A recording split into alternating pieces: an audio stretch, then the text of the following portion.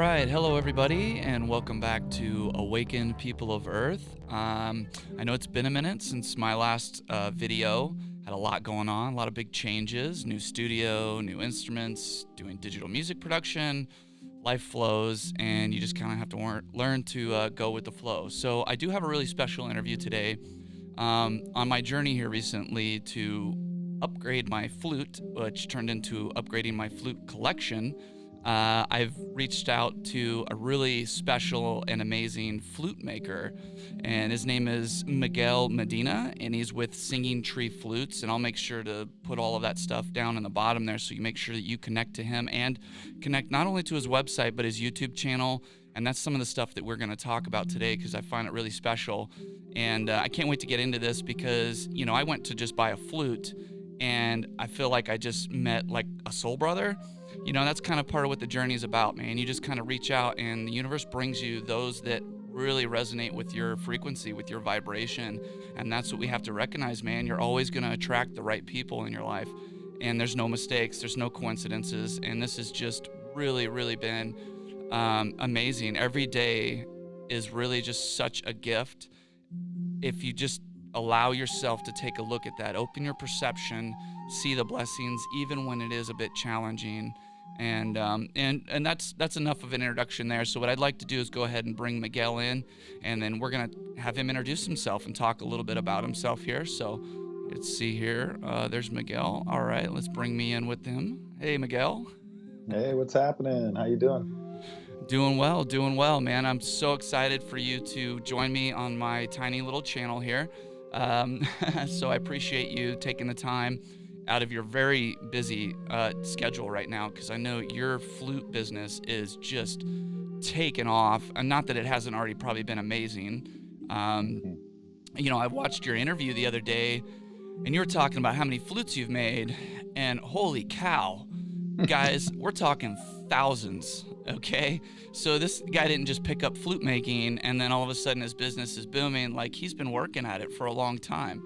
So Oh yeah. that's what I really want to get into today, Miguel. Is I want to get into a bit about the background. We're not going to focus just on the flute making, which is amazing, and he will be playing a little bit for us today, so you get to hear some of that. But it's more about that journey, how you've kind of come to where you're at a little bit. You've been on this spiritual journey for a little while. You've kind of got a lot, that you've transitioned through, and you've also seen how it's shifted and changed even to where it is now. So why Mm. don't you tell us a little bit about your backstory? We won't go too deep into it because I know you talked a lot about that on your channel the other day with your interview. So if you guys want to know even more, we'll definitely have more of that on there. So I'll let you take it from there. Sounds good. So welcome everybody. Glad to be here with you. Um, so yeah, we touched on it, but we kept it real flute specific. But the story's a lot bigger than that, And of course, the first thing that you said when you were doing your intro there is going with the flow, and that's like the key component to this whole journey is making the choice to live my life in a way where I'm not leading it. I'm not, studying and researching and coming from here all the time to make my decisions. I'm actually trying to come from here as little as possible to leave room to allow to be led in my life, right? And so it all started for me pretty young age. Like I went through, so my heritage is I'm half Puerto Rican, I'm half European.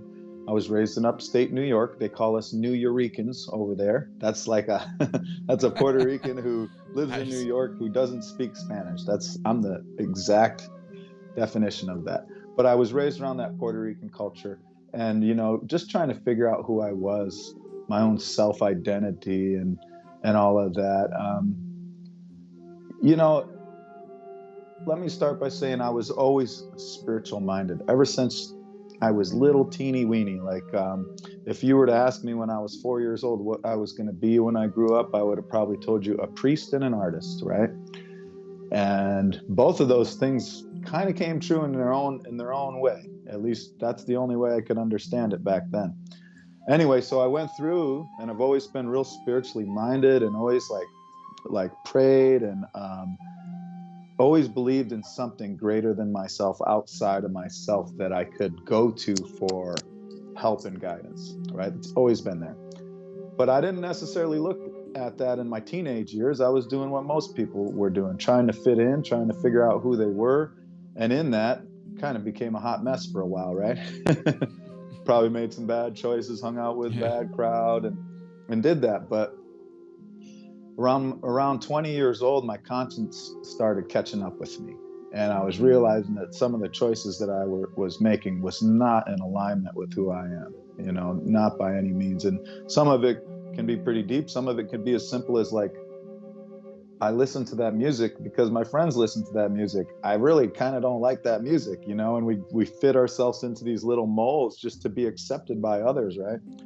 But it came down to a point where I hit a rock bottom place in my life. And in this time, I was going through some anxiety and some depression. And I actually, at this point in my life, had a notebook, and I was writing letters to, at the time, this is what I called it, was God, right? I have a sort of different interpretation now, but I was writing letters to God in a notebook because I was not feeling good. I wasn't feeling like I was aligned with my path. I was confused. I was lost. I was scared. And I was asking for help. And I was writing these things like, please help me. I'm going through this. I'm going through that. I feel this way. I feel that way. And if you help me, I promise to, et cetera, et cetera, et cetera. I promise to serve you by helping others. I promise to, live the best life that I can. And so when that happened, I don't remember how long I was writing in this notebook, but all of a sudden I had this massive turnaround in my life. In like a 3-month period, I think I dropped like 70 pounds of weight that I was carrying in 3 months' time. I got a job which led me to, the more creative path that I'm on now. And I sort of rebirthed and rediscovered new things that completely sparked this new spiritual inspiration. And I was even just started taking anti-anxiety meds and everything like that, just before I started writing those letters. And I got off of those meds, and all of a sudden my life was feeling extremely inspired, and I felt much lighter and clearer about who I am and where I was going. So that's where it all started. And then from there, woo. Yeah.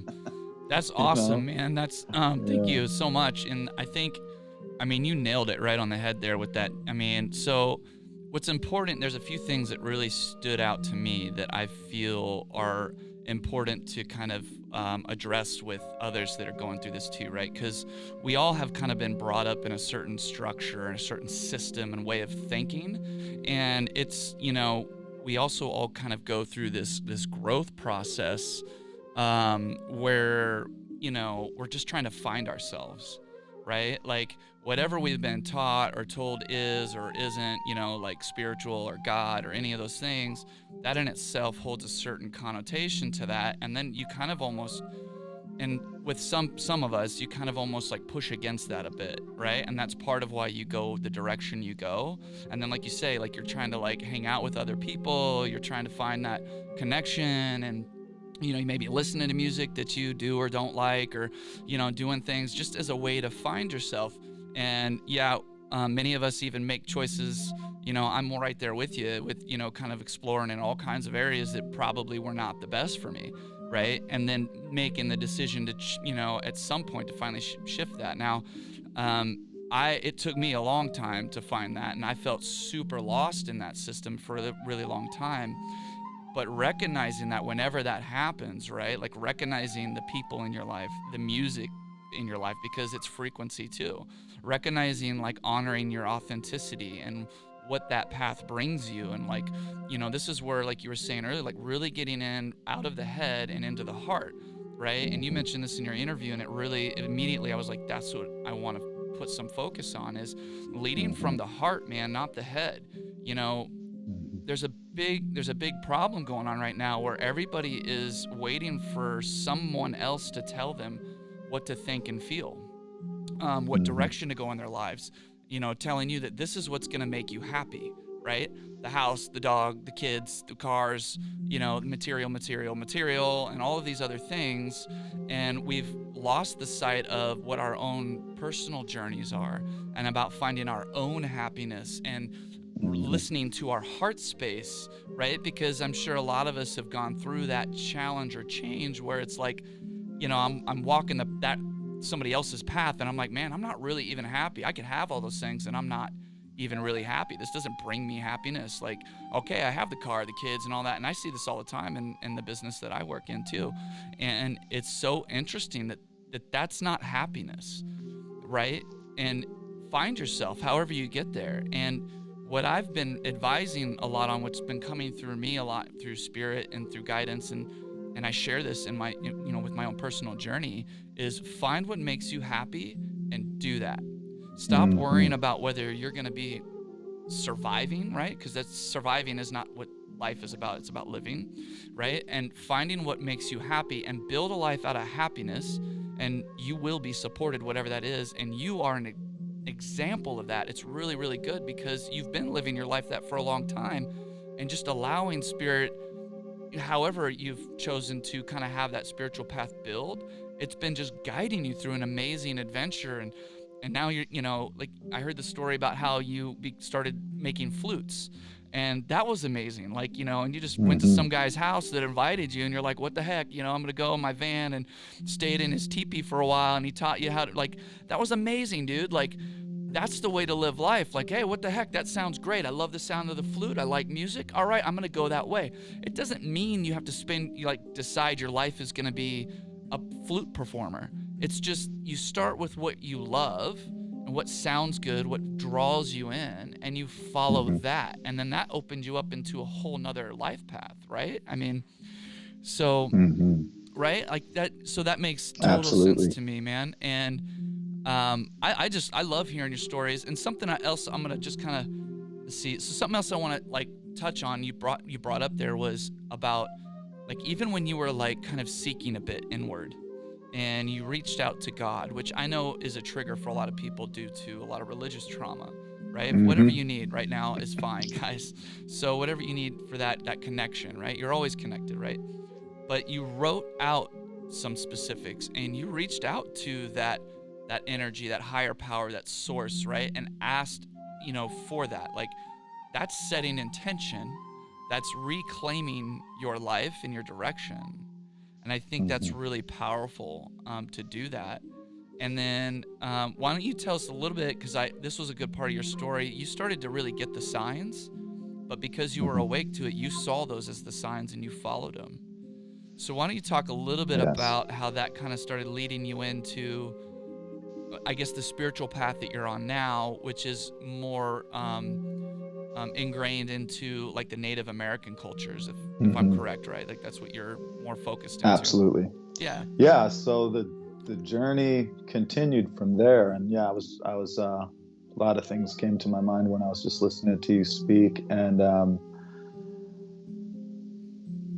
basically one of the things that is part of this story that comes up for me is like how far maybe a person is willing to go to um, hold on to what's true to them. And I think that I got pretty extreme of but the people that inspired me were even more extreme. So, for example, after that, I started, this might be a little bit funny and silly to some people, but I actually, what really was part of this big change was running into these people that were into the Grateful Dead. And these were like, I'm graduated high school already.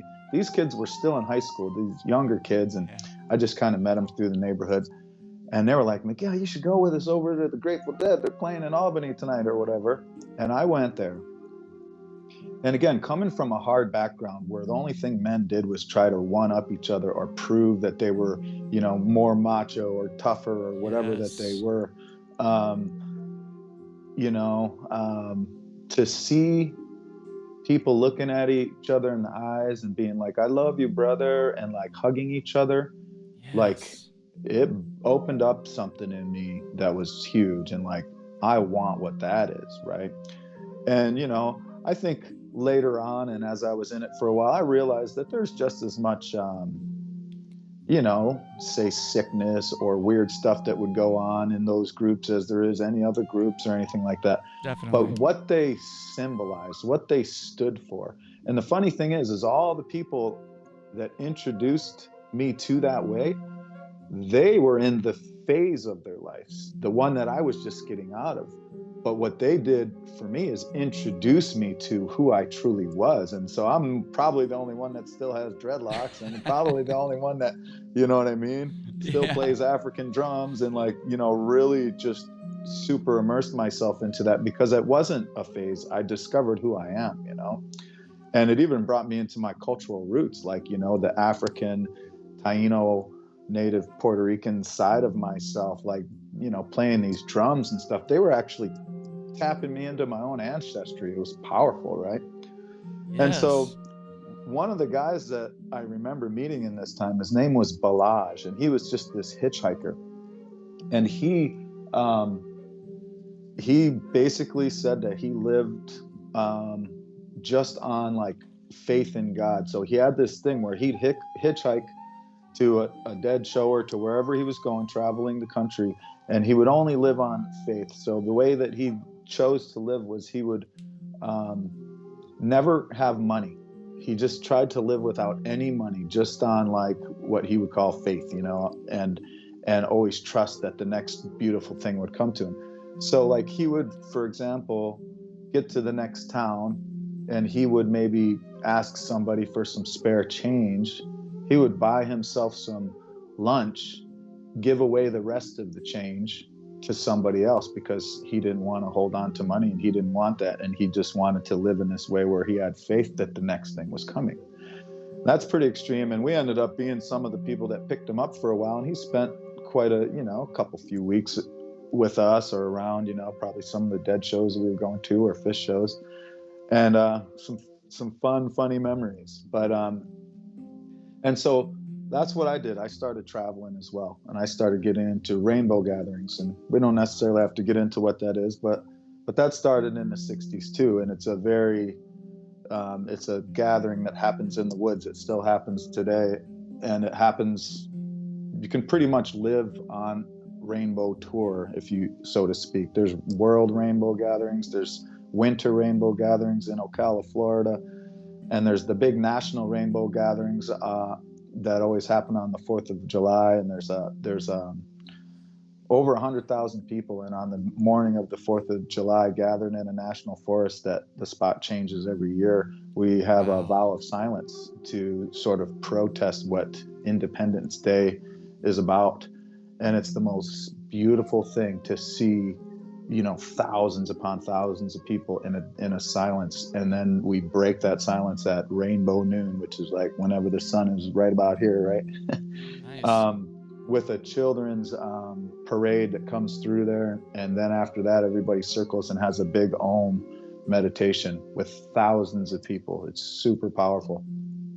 Anyway, these are things that I did, and I just would roll with it. And I didn't have much money either. And I had a van, and I would go to the next town, and everything was leading me to somewhere. I mean, and this is like probably way too scary, say for some people. I would think it would be almost dangerous for women to do some of the things that I did back then. But again, just trusting that we would be safe, and everything would work out. And like go to Arkansas, and all of a sudden I'm in this junky little van I paid $500 for, so I could just travel down the road, and the gas tank starts leaking. And like, I don't know how to fix that. I don't know what to do with this thing, this rusty old van that I have that I'm traveling in. Oh And I no. just so happened to, in Arkansas, at this place where we were mining crystals, or, looking for crystals, this guy in a school bus shows up. He's like, "Oh, I can help you fix that. Why don't you just follow me to Albuquerque, New Mexico, and we can go to the junkyard and get you a new, get you a new thing." And so then I had to drive from Arkansas to New Mexico, half tank max, so I didn't leak at the seam. You know what I mean? And we're just driving, following the school bus, Wow. and that's how it went. Everywhere you went, if there was something that came up and there was an issue, there was somebody there to help you out, and everything was just magical and beautiful. And looking back, one of the things that I remember now is when you look at, some people have who was their inspiration. And when I look back when I was a kid, who was my inspiration? The person that comes to mind the most is, guess who? Geppetto from Pinocchio. Wow. The Yeah, just watching them Disney shows, and remembering this old guy with a little poor simple house that just made toys to make people happy, and he fed the little mouse in the little mouse hole and all this thing, and that looked like a beautiful life to me. That, Wow. yeah, which I could go on and on. I'm thinking about all these stories. Like 10 Yeah. years old, when I went to my homeland in Puerto Rico, and my family lived very primitive, very village style. They didn't have doors on their houses. Like, my Puerto Rican family was trying so hard to get away from that, go to America, be successful, go, do all these things, have this money and all this.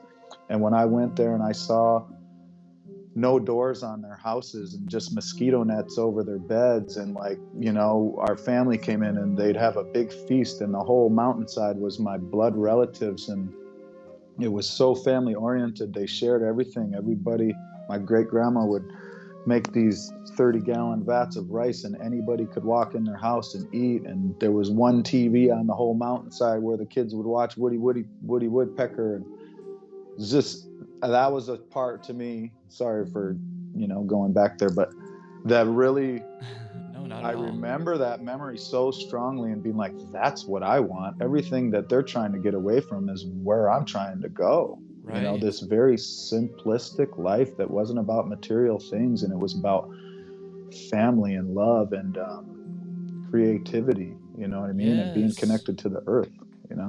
Yes. No, that's, man, that's wonderful. And, and that's important. And just to recognize the impact of a lot of those things, you know what I mean? Like, um, there's so many things you touched on that I just really want to kind of recap, because I mean, that's a wonderful journey, and your awakened awareness and a lot of that is really amazing, and I think a lot of people can benefit from that. But one of the very first things that you kind of touched on that I feel is really important, it's been coming up a lot, is the masculinity, right? Being addressed with what is masculinity, what's being taught, like the Mm, harshness of it, supposedly, it's, which is more based around ego, and it's more based around a certain social structure, and it's inaccurate. And like you said, like, here you go and you're meeting, they're like, hey brother, and they're sharing love and they're hugging, and like that part has to be really healed. And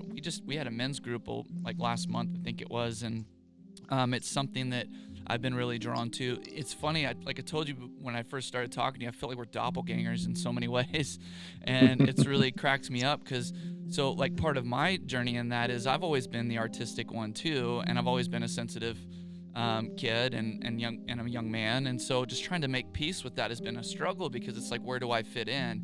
And I'm not like into cars, not that there's anything wrong with that, but again, like any of these things, it's just not stuff that it's like the typical, where the box they put you in, that this is what makes you a man, right? Like, mm, I've never really been hunting. I've never really, I'm not into the typical like manly stuff. Sports, it's all right. I can enjoy watching sports, but it's not something I'm really into. I couldn't talk sports with anybody, legitimately. And then I got into, when I was around 19, I got into dancing. Well, mm, being a man who's doing dance, and it was just something that came to me very naturally. Well, in one level, it healed me in a lot of ways. It gave me a really interesting inner strength. But then there was also like, it's like going against the grain a bit, right? Because they already have certain ideas of who you are. And mhm, even in the last probably 10 years, when I moved out to where I am now, I had certain confrontations or, people coming up to me, making assumptions about me. And I just thought it was really funny because I'm like, it doesn't matter. Like, I can't help how I feel music. I feel it throughout my whole body. And I found a way to express that. And Mm-hmm. like you said, in getting in and just accepting the loving energy that you are, and it has nothing to do with male or female energies. It has nothing to do with feminine or masculinity. What we need to recognize is that femininity and masculinity are in all of us. It's Mm-hmm. finding a balance in those things. Finding that self-love is so crucial. Like, who am I? Loving myself for who I am, finding and connecting to that, and then finding a Mm-hmm. life and building a life that actually supports that, and then just Yeah. accepting it. That's how it is, man. And then the other thing you talked about was just like the guy that was kind of living, and support from like the Mm. universe, essentially, which is the business model that I've kind of set up through the business that my partner and I have. And it's more focused around just saying, all right, universe, we're going to show up in the best way possible for the people that we work with and help and assist. And you just bring in that abundance that we need to support that. I don't need anything more than I need. Like, Mm-hmm. I'm wanting to get more simple. And our next phase, we're working on building into a self-sustainable community and living more off the land, and getting more into that, and what I call the village, right? Going back to the village, and just, we all work together, we live together, we love together, it's really the way it should be, right? And Mm-hmm. my partner, she's funny because she says, why are we live in Iowa. She's like, why are we ordering food to be shipped into here? I mean, this is a farm state. There's farms everywhere. We have plenty of food. Well, it seems so silly but that's how the world is it's you getting stuff from everywhere. Not that I don't like culturally food, from all over, but it just seems silly that that's how we're dependent on other places, other sources to give us food. And the earth has everything you need. No matter where you're at, you can find a way to get that. And then, yes, if you need to supplement in some way, you can get that. So Mm-hmm. I think that was really awesome. And I love how you touched on how you still like get into the drums, and, it's just owning those roots, right? Like, I did the same thing. This is where we're similar. Like, so I discovered a lot of those things too because of the rhythm. I started doing djembe and, just really getting down and drumming and figuring out, like, though I look like that most average Midwest white guy, right? But I got funkiness, and I got like, I got this just rhythmic energy that you wouldn't get from just looking at somebody and trying to make an assumption based on what we're taught. And Mm-hmm. but I love it, man. I love drumming, and I love anything rhythmic, and which is why, like, handpan, another thing that you and I both share. Mm-hmm. Handpan, I've discovered, and I just am in love with this stuff. For me, this stuff's pretty new within the last year, and you've been really at it for a while. So but it's, and I am going and watching your YouTube videos, which, guys, you need to watch his YouTube videos. They're awesome. And a couple of points I want to make about his videos that are great. One, you get to see the amazing flute work that he does, and it's crafted, and the craftsmanship is truly, truly, it's been well cultivated. He's done a really great job with that, but he's also an amazing flute player. And so you'll see him play these flutes, and that's incredible. That's worth just watching the new flute. Hey guys, I got my new flute, and then you play this badass jam, and I just love it. But also, what he's been doing even more recently is, and I know you said you've kind of had this in the past, but he's doing these spiritual Sunday talks, and that's the first one that I saw. You did a few weeks ago. I just knew, I was like, I have to talk with this guy. I need to interview him because it's really they're really to the point. They're down to earth. You put a nice little background music on that you play and loop it, and then you bring a really deep and beautiful message. And just to kind of point this out, I mean, this is what the world needs. Vulnerability is healing. Recognizing, we're all working, and we've all been hurting. We've all gone through so many changes and shifts, and it doesn't matter where you're at on that roller coaster ride, because it's gonna do this. And you got to learn to, like I said earlier, like, go with the flow. One of my favorite quotes is from Bruce Lee, and that's, "Be like water, my friend." And Mm-hmm. if you haven't seen that talk, it's amazing. But it's just about going with the flow of things. In your last Sunday talk, you talked about your mom. And, I just really want to put my heart out to you and just thank you for sharing that, for Mm. recognizing the loss that we all can experience in many ways, and honoring, but also honoring the life that people have, and really just appreciating that. And we know that there's a transition. This is part of the Earth School experience that we're in, and this isn't the end, y'all. Like, it's a much bigger picture. We're just experiencing that and just honoring those, the family, the ancestors, all of that. Like, I've really dove deep into that in my journey, as well as getting into ceremony and how important ceremony is, and however you do that, right? Like, just finding that and honoring that. So if you guys Mhm. get a chance, watch the videos. They're great. And I found, so when I first started watching your videos, I'm watching a lot of the recent ones, and then I start going back further and further, and I'm like, dang, this guy's been doing this. You've been on YouTube since like it started, I think. And which is great. It's just amazing because it just shows too progress, and it shows like how open you've been to sharing your process, how much you love your flutes and love Mm. to share the information. You give lessons on how to play flute, different flutes, drone lessons. I mean, you guys need it. It's on there. Like, he truly is sharing himself with you. And this is what the world needs. This is what I want for my channel. This is what we want for our business.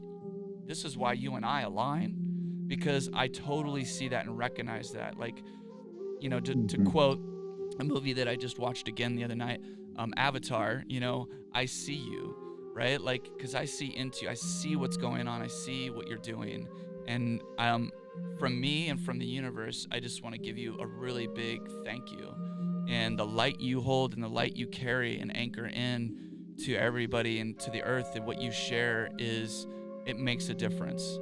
You give purpose and life, and the earth thanks you, all of us do. So I just felt necessary that I needed to share that with you, because it's that important. So if you don't hear that Mm. enough, you're hearing it again. Appreciate it, man. Thank you so much. So Yeah. yeah, man. And so guys, what I'd like to do, because I know, let's see, we've got, yeah, we got a good little start here.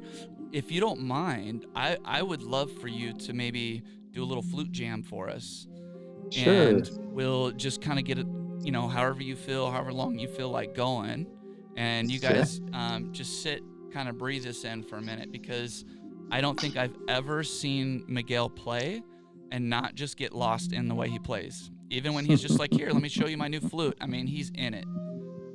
So I'll just, with that, I'll let you take it away. Thanks, my man. I'm just gonna play acoustic this time, but yeah. Beautiful.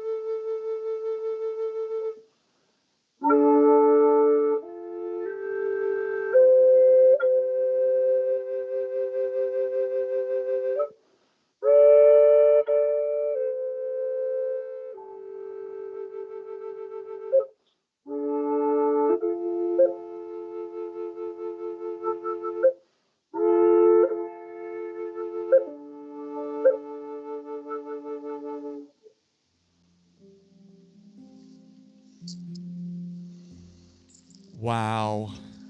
Oh man, dude. As soon as you play, like the energy is just amazing. Like I feel spirit. Like Mm, flute music is all. I think I've always known that it's been connected to me. But I just feel it so much more now. And when you play, man, like I just feel it. I feel that energy. I feel that heart, that love. There's I call it my light language. And what we usually refer to light language, it's like your soul language. This is like your vibration coming through. This is spirit coming in too. It's just, there can be a lot that comes in through those sounds, through those vibrations. And it's definitely a soul language for you. And when you do it, man, I just feel it. I feel the message. I feel it in my heart. So thank you. That was just beautiful. Just beautiful. mhm. So, wow. It's like, where do I go next? Because how do you follow up a flute amazing ensemble like that? That's just gorgeous.